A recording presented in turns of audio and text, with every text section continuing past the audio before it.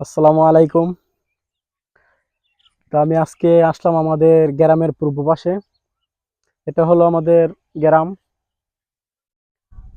আর বিকেলবেলা আসলাম গ্রামের পূর্ব পাশে, কারণ বিকেলের সৌন্দর্যটা উপভোগ করার জন্য। দেখেন, এটি হলো আমাদের গ্রামের ধান ক্ষেত। তো এটারে বলে যে বোরো ক্ষেত।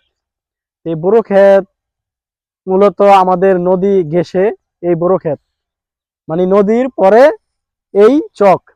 তো এটা মূলত বর্ষাকালে আপনার পানি থাকে, আর সুদিনের সময় মানুষ ধান লাগায় এবং ধান ক্ষেত করে। আর আমাদের গ্রাম্য ভাষায় বলে এটাকে বোরো ক্ষেত। ঠিক আছে? তো এই বোরো ক্ষেত থেকে আমরা মনের মন মনের মন ধান বছর বছর তুলি, কারণ এটা অনেক ধান হয়। নদীর পানিয়ে জোয়ারে বাটায় পানিয়ে অনেক ধান হয়। আসসালামু আলাইকুম রহমতুল্লাহ বরকাত।